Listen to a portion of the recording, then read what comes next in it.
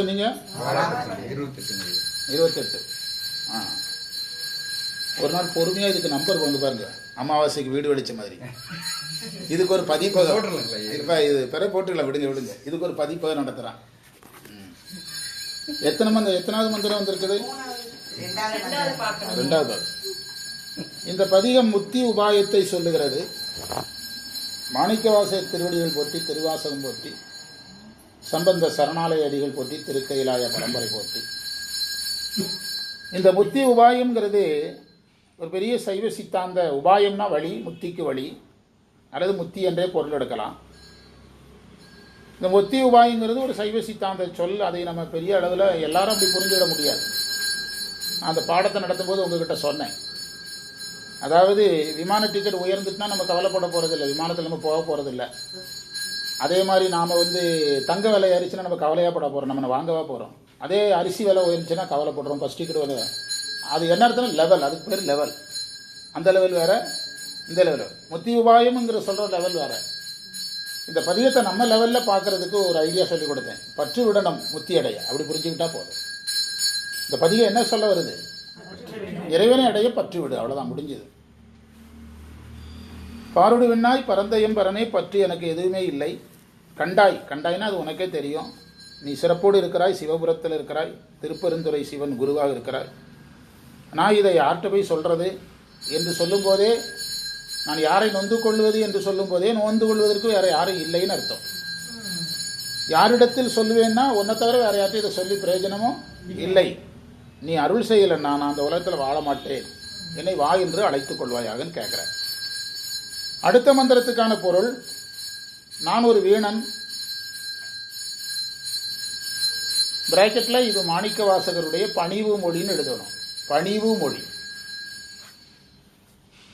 என்னை அடிமை கொண்ட பெருமை பொருந்திய ரத்தினம் நீ.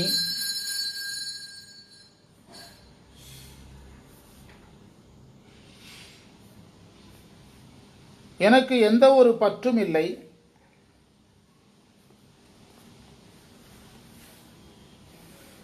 எந்த ஒரு பற்றும் எனக்கு இல்லை.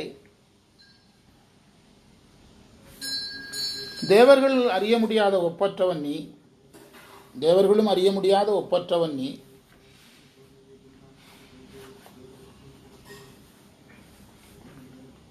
அயன்மால் அறிய முடியாதவன்.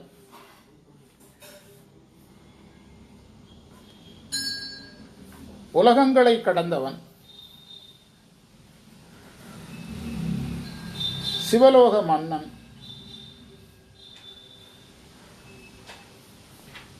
திருப்பெருந்துறையில் எழுந்தருளியிருப்பவர் நீர். எழுந்தருளியிருப்பவர் நீங்கள் அல்லது எழுந்தருளிப்பவன் நீனும் எழுதலாம். எங்கள் தலைவனே, என்னை அடிமை கொண்டவனே, என்னை நீ விரைவில் உன்னிடத்தில் அழைத்துக் கொள்வாயாக. வம்பு என்ற சொல்லுக்கு பயனற்றதுன்னு அர்த்தம். வம்பனேன் தன்னை ஆண்டமாமணியே. முதல் கான்செப்ட் எடுக்கிறோம். வீணனாகி என்னை அடிமை கொண்டாய். இது மாணிக்கவாசகருடைய பணிவு மொழி.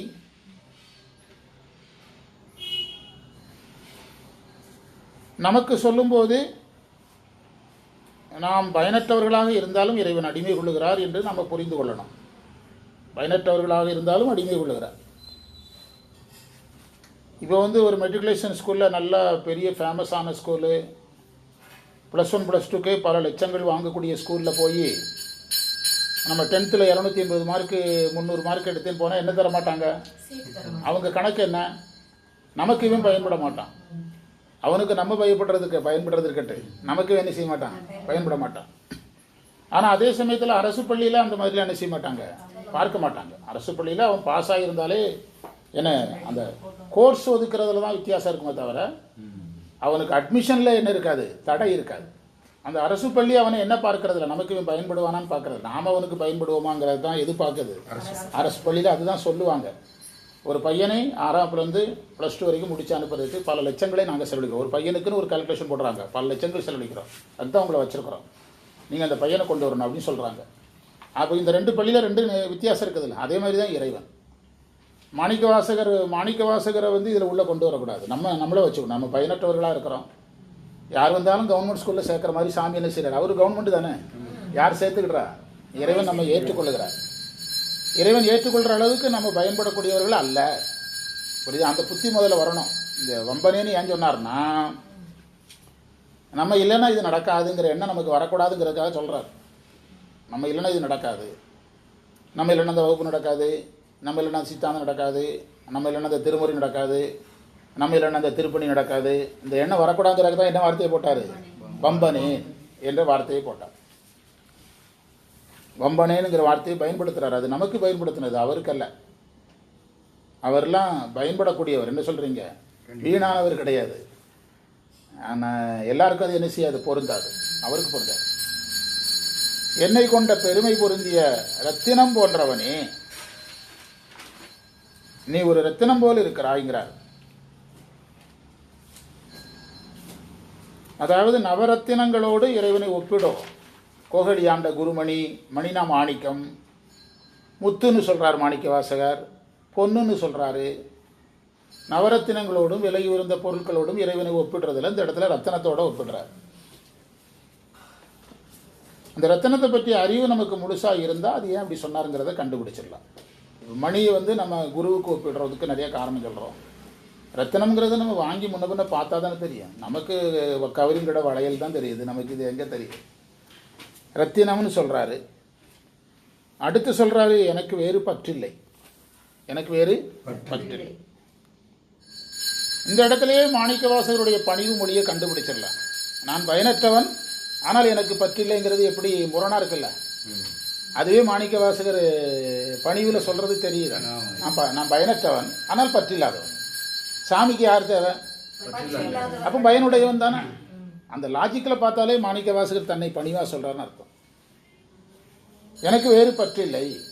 அதில் நாம் எடுத்துக்கொள்ள வேண்டிய செய்தி என்னென்னா, எழுதுங்க, எடுத்துக்கொள்ள வேண்டிய செய்தி என்னென்னா, தலைப்பிலிருந்தே வரணும். முத்திக்கு வழி பற்றின்மைன்னு எடுக்கணும். இந்த மந்திரத்தினுடைய வரியே அதுதான். பற்று நான் மற்றிலேன் கண்டாய். பதிகத்தை எழுதினதே எதுக்கு தான்? பற்று விடு, அற்றது என் பாசம், உற்றது உன் கடலே. அருளந்தி சிவாச்சாரியார் சொல்றார் இருபத்தில், அற்றது என் பாசம், உற்றது உன் கடலே. அற்றது பற்றனில் உற்றது வீடு. வைணவர்கள் சொல்றாங்க, ஆழ்வார்கள். அற்றது பற்றனில் உற்றது வீடுங்கிறாங்க. இந்த பதியத்தை அவர் எழுதினதே இந்த ஒரு வரியை ஃபோக்கஸ் பண்ணுறதுக்கு தான். எந்த ஒரு வரி? மற்ற நான் பற்றிலேன் கண்டேன். பற்றிலேன்னு சொன்னால் போதும். ஆனால் என்ன வார்த்தையை பயன்படாது? மற்ற நான் பற்றிலேன். அதில் ஒரு நுட்பம் இருக்கு. இப்போ பற்றில்லைன்னா எதுலேயுமே பற்று இல்லாமல் போகிறவன் அது வேஸ்ட்டு. எதுலேயும் பற்று இல்லாமல் போகிறவங்க, எதுலேயும் பற்று இருக்கக்கூடாது, யார் மேலே பற்று இருக்கணும். அதனால தான் மற்றுங்கிற வார்த்தையை பயன்படுத்துகிறார். இப்போ கடவுள் இல்லைன்னு சொல்கிறவன் வயசான காலத்தில் எப்படி இருக்கான்? எதுலையுமே பற்று இல்லை சார். இப்போ சாமி பற்று எதுவுமே இல்லைங்கிற ஒரு சாமி எதுக்கு சொல்கிறேன்? அதுதான் அந்த இடத்துக்கு வரணும். மற்ற பற்றனைக்கின்றி அந்த மீனிங்கே இதில் இணைக்கணும்.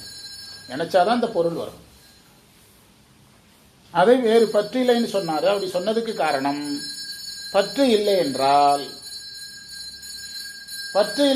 வினைகள் குறையும்.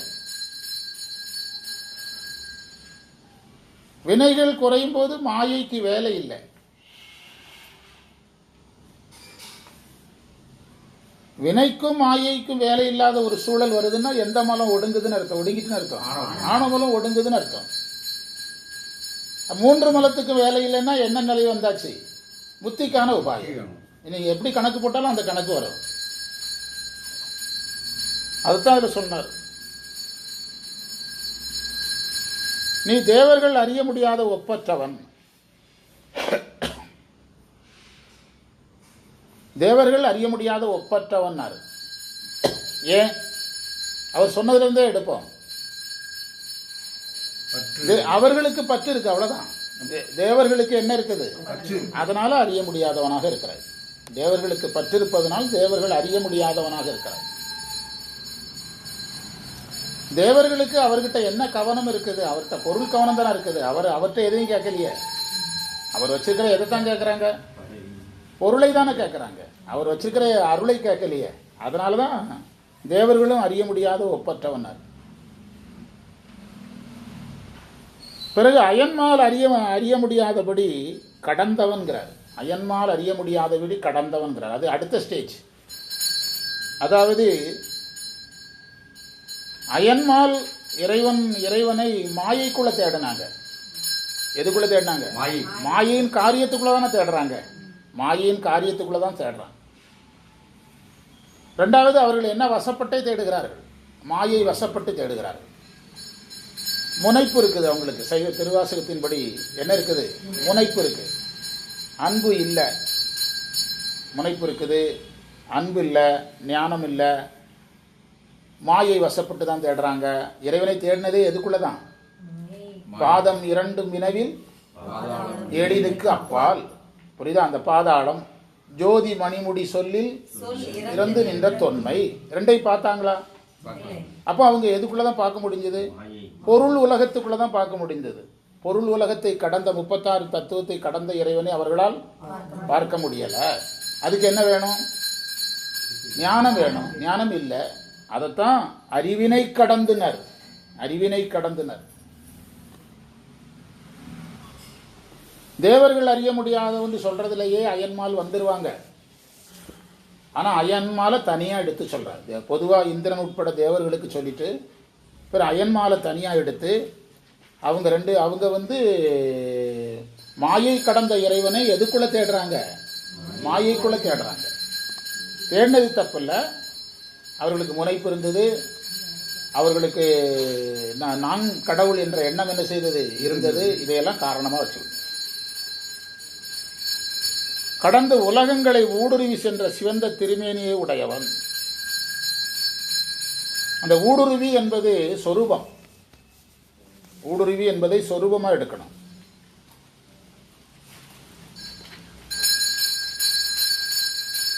உலகங்களை ஊடுருவி சென்று சிவந்த திருமேனியை உடையவன்கிறது. திருமேனின்னு சொன்னாலுமே நாம் அதை வந்து அவருடைய சொரூபமாக எடுத்துக்கிடணும். புரியுதா? திருமேனி உடையவன். சிவலோக மன்னன். அடுத்தது சிவலோக மன்னன்.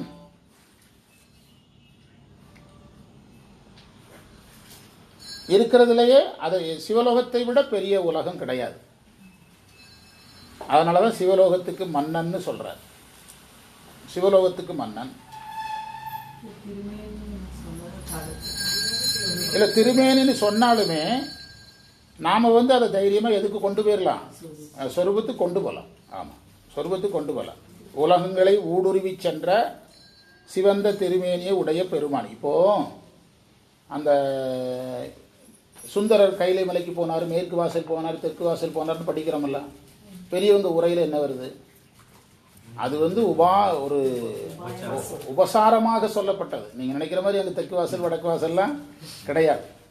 அதே மாதிரி மாயைக்கு வெளியே போகுதுனாலே எதுதான் போக முடியும்?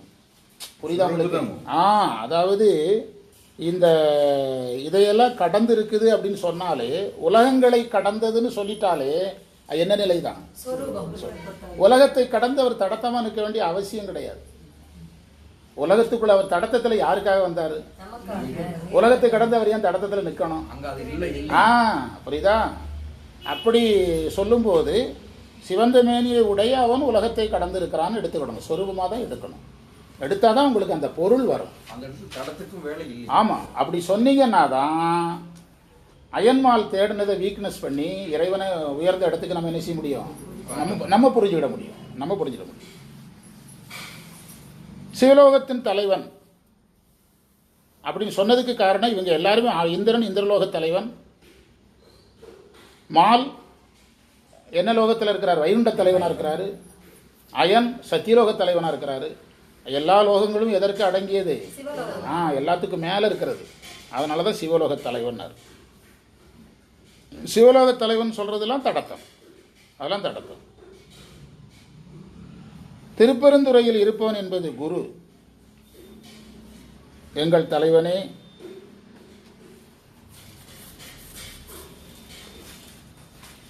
திருப்பெருந்துறையில் தங்கும் சிவபெருமானே, எங்கள் குருவாக இருப்பவனே, எங்கள் தலைவனே, என்னை அடிமை கொண்டவனேன்னு சொல்றார்.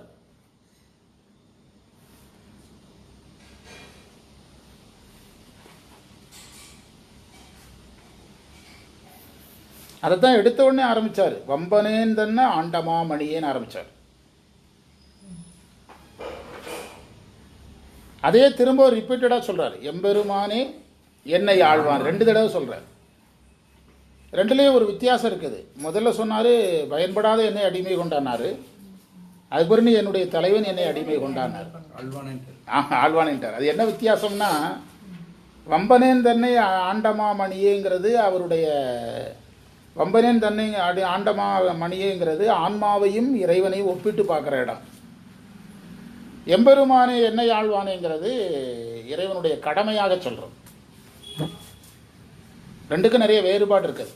வம்பனேன் தன்னை ஆண்டமா மணியேங்கிறது உயிரினுடைய குறையை சொல்லி இறைவன் செய்ததை சொல்கிறது.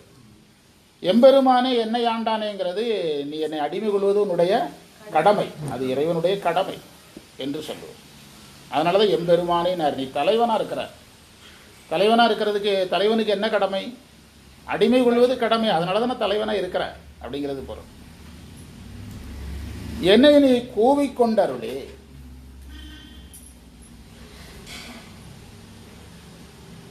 என்னை ஆழ்வானே, என்னை நீ கூவிக்கொண்டருளே, என்னை அழைத்துக் கொள்வாயாகன்னு கேட்கிறார்.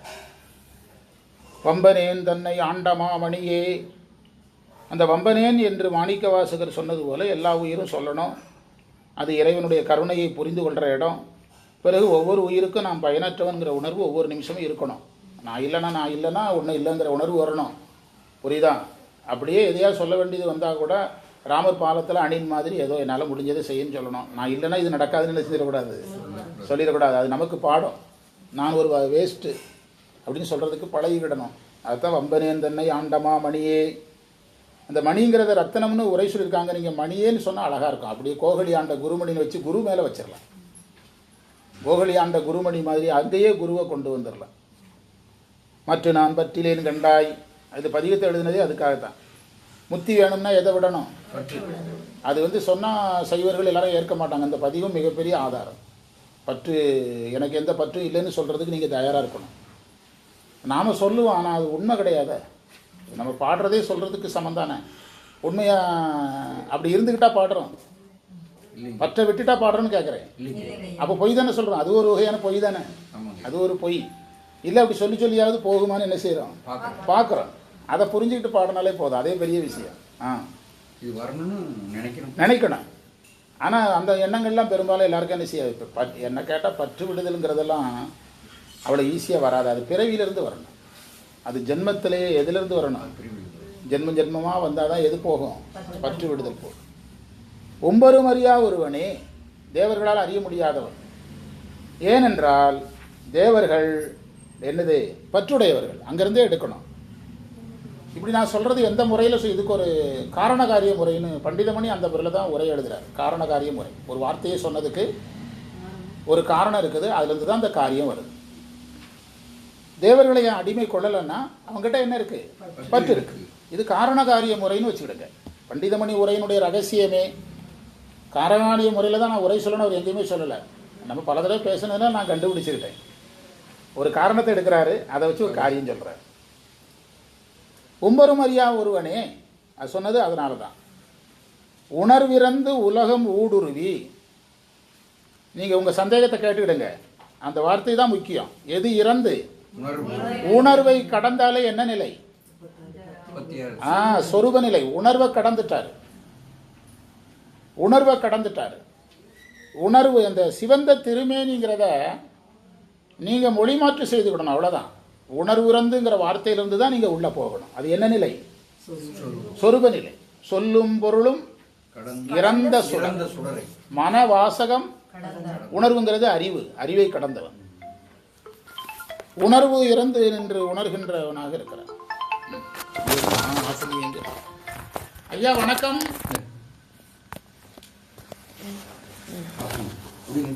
நிறுத்தி 5 நிமிஷம்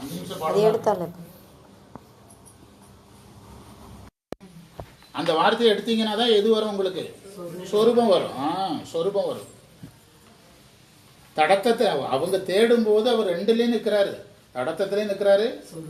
இறைவன் அப்படித்தானே நிற்க முடியும். அவங்களால எதையே பார்க்க முடியல. அவ்வளவுதான் விஷயம். நீங்க அப்படி புரிஞ்சுக்கணும். பாதம் இரண்டும் இரவில் பாதாளம் ஏழினுக்கு அப்பால், பாதாளம் ஏழுக்கே போக முடியல. ஜோதி மணிமுடி சொல்லில் சொல் இறந்து அப்பாலைக்கு அப்பாலை பாடுதங்கானம்மானே சொல்றாருல. அப்பாலைக்கு அப்பாலைன்னு சொல்றாருல. அந்த அப்பாலைக்கு அப்பாலைங்கிறது சொரூபம். அது முழுவதுமே சொரூபம். அப்பாலைக்கு அப்பாலை பாடுதுங்கானம்மானேங்கிறது. ஆமா ஆமா ஆமா. இதுல அவ்வையார் அப்பாலுக்கு அப்பாலை. உணர்வு இறந்து உலகம் ஊடுருவி, அந்த உணர்வு இருந்துங்கிறதுக்கு என்ன பொருள் தெரியுமா? அறிவை கடந்துன்னு அர்த்தம். அறிவினை கடந்து, அவருடைய அறிவை கடந்து. கண்ணுக்கு தான் ஜோதி தெரியுது. ஜோதி தெரிஞ்சாதானே தேட முடியும். ஜோதி தெரியறதுல பிரச்சனை இல்லை, ஜோதியினுடைய அடிமுடியை தேடுறதுல தான் பிரச்சனை. வந்து அந்த சொரூப நிலையில் இருந்ததை அதை நம்ம அதில் எடுத்துக்கிடணும். சரியா? உணர்விறந்து உலகம் ஊடுருவி, அறிவினை கடந்து உலகத்தை ஊடுருவி. அந்த இடத்துல மாணிக்க வாசகர் கண்ணை கடந்துன்னு சொல்லலை, பார்வைக்கு எட்டாமல்னு சொல்லலை. எதை கடந்தினாரு? அறிவை கடந்தினார். உருவும் அருவும் உருவும் அறிஞர்கறிவாம் உருவும் உடையான் உளன். திருவருட்பயன். அருவும் உருவும் அறிஞர்க்கு அறிவாம் உருவும். அந்த அறிவாம் உருவுங்கிறது சொரூபம். திருவருட்பயன்ல சொல்றார், அருவும் உருவும் அறிஞர்க்கு அறிவாம் உருவும் உடையான் உளன்.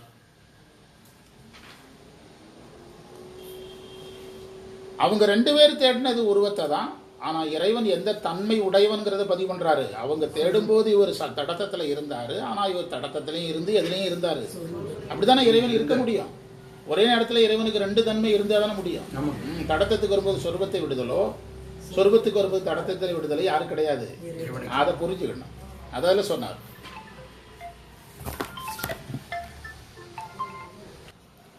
ரெண்டு நிமிஷத்துல முடிச்சுட்டு கிளம்புவோம்.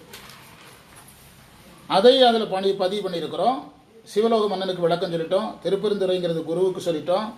எமது தலைவனே சொல்றாரு, எமது தலைவனே அப்படின்னு சொல்றார். அந்த எமது தலைவனையில ஒரு நுட்பம் இருக்குது. இவர் தான் இந்திரனுக்கும் தலைவன், அதை சொல்லிவிடுங்க நீங்க. இவர் தான் அயனுக்கும் தலைவன், இவர் தான் மாலுக்கும் தலைவன். ஆனால் மாணிக்க வாசகர் அதனால தான் வார்த்தையும் கவனமாக போட்டார். என்ன வார்த்தை போட்டார்? எம்பெருமானே. எம்பெருமான்னா பன்மை, எங்களுடைய தலைவன்னார். அவங்க எல்லாருக்கும் இவர் தலைவனாக இருக்கிறத சொல்றார். திருப்பெருந்துறையில் தங்கும் சிவபெருமானே எமது தலைவனே என்னை ஆட்கொண்டவன். வார்த்தையை பண்ணிங்க, கவனிங்க. திருவாசகத்தை எப்படி படிக்கணும்? எம்பெருமானே என்னை ஆட்கொள்ளணும். இந்த ஒரு வரி போதும் அன்னைக்கு உங்களுக்கு வகுப்புல. மாணிக்க வாசகர் தமிழ் எப்படிப்பட்டது கவனிச்சிங்களா? என்ன கவனிச்சிங்க? தலைவன் என்பது எல்லாருக்கும், அடிமை கொண்டது யாரை மட்டும். அந்த ஒரு எழுத்துல விளையாடிட்டார். எல்லா விளையாட்டையும் அந்த ஒரு எழுத்துல விளையாடிட்டார். எம்பெருமானே என்னை ஆழ்வானே. ஆமா, எல்லாருக்கும் நீ தலைவன். ஆனா நீ இந்திரனை அடிமை கொள்ளவில்லை, நீ தேவர்களை அடிமை கொள்ளவில்லை, அயனை அடிமை கொள்ளவில்லை, மாலை அடிமை கொள்ளவில்லை, என்னை அடிமை கொண்டாய். ஏன்னா நானே ஒத்துக்கிட்டேன். வீணன்னு ஒத்துக்கிட்டது பக்குவப்பட்டாதானே ஒத்துக்கிட முடியும். மற்ற பற்றனுக்கு இல்லைன்னு நான் தான் கேரண்டி கொடுத்துருக்கேன். அவங்க யாரும் கேரண்டி கொடுத்தாங்களா? இந்திரன் வந்து சொன்னாரா? அயன் சொன்னாரா? மால் சொன்னாரா? யாரும் சொல்லலை. என்னை நீ கூவிக்கொண்டாருளே. அதாவது நம்ம ஏன் அந்த வரியை நம்ம முடிக்கிற இடத்துக்கு வந்தாலும் கூட ஏன் எடுத்தோம் இறைவன் அதுதான் இழுக்க வச்சிருக்காரு. என்ன அழகான வார்த்தை. அந்த வார்த்தைங்கெல்லாம் ஆராய்ச்சி பண்ணப்படலை, நம்ம தான் பண்ணியிருக்கிறோம். எம்பெருமானேங்கிறதுக்கும் என்னை ஆழ்வானேங்கிறதுக்கும் எவ்வளோ பெரிய வேறுபாடு. இனி நீ அழைத்துக் கொள்வாயாக என்று கேட்கிறார். இந்த பதியத்தில் நம்ம கற்றுக்கொள்ள வேண்டிய விஷயம் ரெண்டு தான். இந்த ரெண்டு மந்திரத்தில் நம்ம கற்றுக்கொள்ள வேண்டியது, எந்த ஒரு சாதகனும் தன்னை வம்பன்னு சொல்ல மாட்டான். நான் இல்லைன்னா சைவம் இல்லைன்னு தான் சொல்லுவான். அது சொல்ல பழகிறது ஒன்று. ரெண்டு, முத்தி வேணும்னா எதை விட ரெடியாக இருக்கணும்? பற்றுகளை விட ரெடியாக இருக்கணும். ரெண்டாவது செய்தி இது வரைக்கும். அதை அந்த பற்று விடுதல் என்பது வார்த்தையாக இல்லாமல் நடைமுறையாக இருக்கணும். அதுதான் அதில் சொல்கிறோம். இந்த பதியம் நம்ம ரொம்ப கற்றுக்கிட போகிற பதியமாக இருக்கும். பார்க்கலாம். நிறைவு செய்வோம். சிவாய நம. இன்று நமக்கு கிடைத்த அனைத்து சிறப்புகளையும் நம் குருநாதர் சம்பந்த சரணாலயடிகள் திருவடிகளில் எண்ணெய் மலர்களாக சமர்ப்பித்து எதியமை பணிகொடும் ஆரதி கேட்ப எம்பெருமான் வழி எழுந்தருளாய் நாளை பணி நோக்கி செல்வோம். சிவாய நம. சிவாய. நேற்று நிகழ்ச்சியெல்லாம் நல்லா இருந்துச்சு.